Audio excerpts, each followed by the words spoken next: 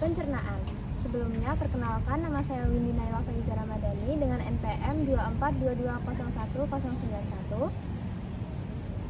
Saya Sonia Arifah Suparno, NPM 24220188. Saya Amalia Arena Sari Agustin, NPM 24220190.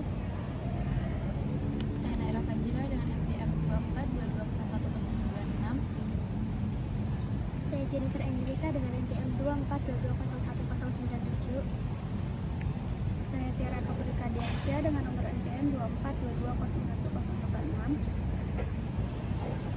Saya Syifa Nur Aida Putri Najwa dengan NPM 2422011087. Saya Pakai Nolivira, NPM 24220195. Saya Delia Yamini dengan nomor NPM 24220192. Saya Zahrawiyah Kolpi dengan NPM 2422011093. Saya Nisfilani Arsyad Anafia dengan NPM 2422011094. Saya Suci Nurbanto dengan NPM 24220109. Selamat menyaksikan. Yang pertama adalah kelenjar parotis. Kelenjar parotis terletak di bawah dan di depan telinga. Kelenjar parotis berfungsi untuk yang pertama, menjaga mulut tetap terlumasi, yang kedua, membantu pencernaan, dan yang ketiga, mengurangi bakteri berbahaya di mulut. Kelenjar submandibularis terletak di lekukan rahang. Kelenjar submandibularis berfungsi untuk yang pertama, menghasilkan air liur paling banyak sekitar 70%, yang kedua, membantu mengunyah, menelan, mencerna, dan yang ketiga, menjaga kebersihan mulut dan gigi. Yang ketiga, kelenjar sublingualis terletak di bawah lidah.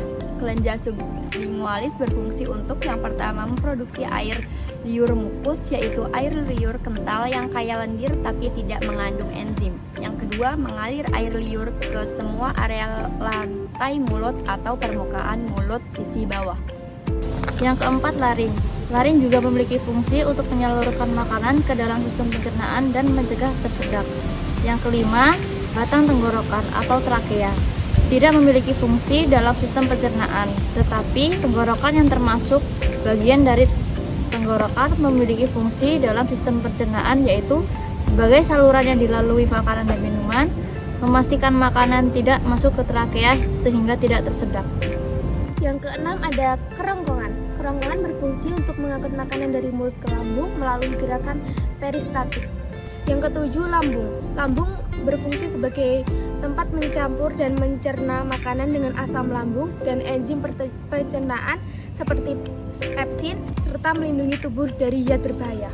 Diafragma berfungsi memisahkan rongga dada dari rongga perut dan berperan dalam pernapasan serta pencernaan dengan mengontrol tekanan udara di dalam rongga dada. Berikutnya ada limfa atau spleen. Berfungsi dalam penyaringan darah, menghilangkan sel-sel merah, tua, dan patogen, serta berperan dalam respon imun. Berikutnya ada hati yang berfungsi menghasilkan empedu, menyimpan glukosa dalam bentuk glikogen, dan melakukan berbagai fungsi metabolisme seperti detoksifikasi dan sintesis protein. Yang ke-11, kantong empedu berfungsi menyimpan dan mengeluarkan empedu ke dalam usus halus untuk membantu pencernaan lemak. 12. Usus 12 jari merupakan bagian pertama dari usus halus yang berfungsi dalam pencernaan dan penyerapan nutrisi, serta berinteraksi dengan empedu dan pankreas. 13. Saluran empedu merupakan saluran yang menyangkut empedu dari hati dan kantung empedu ke usus halus. 14. Pankreas menghasilkan enzim pencernaan dan insulin, serta berfungsi dalam pencernaan dan regulasi gula darah. 15. Usus besar melintang atau sigmoid colon berfungsi bagian terakhir dari usus besar yang berbentuk melingkar dan berfungsi dalam penyerapan air serta pembentukan kotoran. 16 yaitu usus kosong atau jejunum, itu berfungsi untuk menyerap gula, asam amino, dan asam lemak.